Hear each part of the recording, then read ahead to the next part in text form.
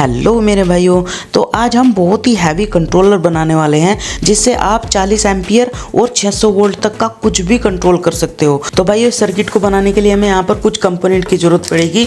जैसे हमें सबसे पहले एक ट्रैक चाहिएगा और इस ट्रैक का नंबर है BTA 41600B। तो ये 41 एम्पियर और 600 वोल्ट तक का कुछ भी कंट्रोल कर सकता है। और इसकी लास्ट वाली पिन गेट है, बीच वाला इसका टर्मिनल 2 है और पहला इसका टर्मिनल 1 है। ठीक है, एक हमें ये चाहिएगा। तो सबसे पहले हमें यहाँ पर एक हीट सिंक चाहिए। ये देखिए, इस प्रकार की हीट सिंक आपको कहीं से भी आसानी से मिल जाएगी। तो इसके ये जो पेंच है इनको खोल लीजिए। ओके, और अब इस ट्रैक को हमें यहाँ पर लगाना है, लेकिन इसके नीचे हमें यहाँ पर एक माइका की शीट लगाएंगे। तो इस माइका की शीट से ये फ़ायदा होगा कि ये जो हमारा ट्रैक है ये डायरेक्ट हमारी इस एल्युमिनियम की बॉडी से टच नहीं होगा। तो अब यहाँ पर ये देखिए पेंच है इस प्रकार का, और इसमें यहाँ पर एक प्लास्टिक का यहाँ पर छोटा सा एक होल भी दिया हुआ है। ठीक है, तो इस प्लास्टिक के यहाँ पर कवर से इससे ये फ़ायदा होगा कि हमारा ये जो ट्रैक है और ये हमारी एल्युमिनियम की बॉडी आपस में टच नहीं होंगे।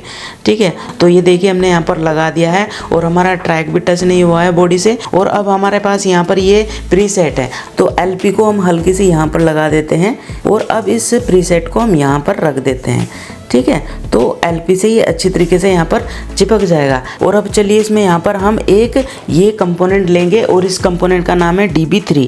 ठीक है, तो इसको सबसे पहले हम यहाँ पर दोनों तरफ से इस तरीके से मोड़ देते हैं, ये देखिए, और इसको हम लगाएंगे इस ट्रैक की गेट पर। और अब हम यहाँ पर इसके दूसरे सिरे को इस प्रीसेट की दोनों पिन से यहाँ पर कनेक्ट कर देते हैं। तो फ्रेंड देखिए, हमने यहाँ पर DB3 को प्रीसेट की पहली और दूसरी दोनों पिन के साथ में जोड़ दिया है। ठीक है, और गाइज अब हमारे पास यहाँ पर एक 10K का रजिस्टर है, ये देखिए। तो इसको हमें प्रीसेट की लास्ट वाली पिन से लगाना है। ठीक है, और अब यहाँ पर इसकी जो दूसरा पिन है ये, तो इसको हम यहाँ पर इस ट्रैक की बीच वाली पिन से कनेक्ट करेंगे। ठीक है, बहुत ही आसानी से सारे कनेक्शन आपको समझ में भी आ जाएंगे। ठीक है, और अब चलिए इसमें यहाँ पर दो हमारे पास पॉली कैपेसिटर है, इनको हम लगा देते हैं। ठीक है, तो इनमें से हम यहाँ पर लैग फैला लेते हैं इनकी कुछ ऐसे। तो प्रीसेट की पहली पिन के साथ में हम यहाँ पर कनेक्शन कर लेंगे इसका, और कैपेसिटर की अब दूसरी पिन को हम यहाँ पर ट्रैक की लास्ट वाली पिन से कनेक्ट कर लेंगे। ये देखिए मैं कर रहा हूँ। तो ये देखिए भाई, हमने दोनों पिन के साथ में लगा लिया है और कहीं भी टच नहीं है। तो और अब चलिए हमारे पास यहाँ पर एक और यहाँ पर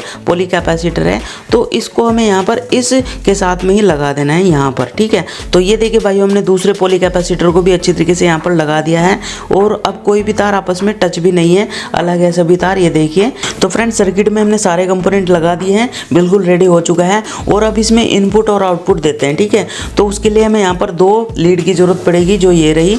ठीक है, ये हमारी यहाँ पर इनपुट के लिए हो जाएगी और ये हमारी आउटपुट के लिए हो जाएगी। ठीक है, इसकी जगह आप यहाँ पर कोई एक्सटेंशन बोर्ड भी लगा सकते हो। तो सबसे पहले इसमें इनपुट की दो लीड लगाएंगे।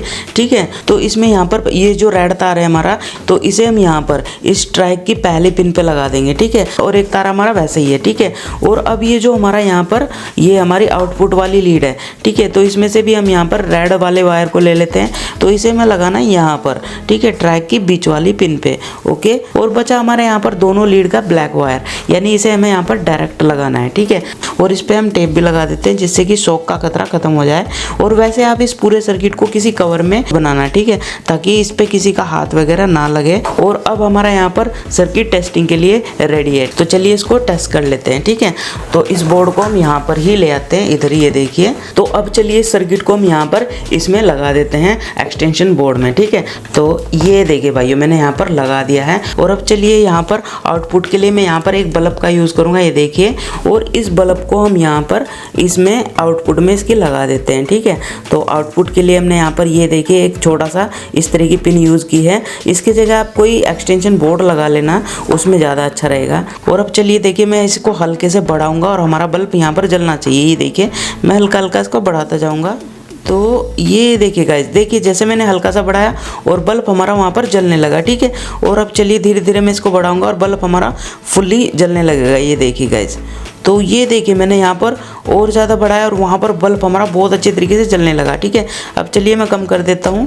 तो ये देखिएगा, इस तरीके से मैंने कम करा और वहाँ पर बल्ब हमारा बिल्कुल बंद हो गया। ठीक है, अब दोबारा से बढ़ाऊँगा मैं, ये देखिए बढ़ने लगा और बहुत ही अच्छी तरीके से हमारा सर्किट काम कर रहा है, ये देखिए। ठीक है, तो इस तरीके से गाइज इस सर्किट को आप आसानी से घर पे बना सकते हो और गाइज हैवी से हैवी लोड को आप इससे कंट्रोल कर सकते हो। ठीक है, ड्रिल मशीन को भी कंट्रोल कर सकते हो। तो बहुत ही बढ़िया सर्किट है, आसानी से आप इसे कहीं भी यूज कर सकते हो। तो इसको मैं निकाल देता हूँ। ओके, तो हमारा सर्किट यहाँ पर बहुत ही बढ़िया तरीके से काम कर रहा है और 100% जेन्युइन है। तो अभी मेरे पास सिर्फ बल्ब है, तो इसलिए मैंने बल्ब को ही आपको टेस्ट करके दिखाया। अदरवाइज आप इसमें कुछ भी चला सकते हो, ड्रिल मशीन, वेल्डिंग मशीन, कोई भी चीज़ को आसानी से कंट्रोल कर सकते हो और बहुत ही बढ़िया सर्किट है। ठीक है, 40 एम्पीयर तक का, 600 वोल्ट तक का कुछ भी आप इससे चलाओ, कोई दिक्कत नहीं आएगी। और भाइयों, अगर आपको नॉलेज थोड़ी कम है तो इसको अकेले बिल्कुल भी मत बनाना, किसी एक्सपर्ट को अपने साथ में लेकर के तभी इस सर्किट को बनाना। सर्किट बिल्कुल जेन्युइन है, 100% वर्किंग है। तो आज की वीडियो में बस इतना ही। वीडियो को लाइक और शेयर जरूर करना। मिलते हैं अगले प्रोजेक्ट में कुछ और नए ट्यूटोरियल के साथ। तब तक के लिए जय भारत, जय जवान, जय किसान।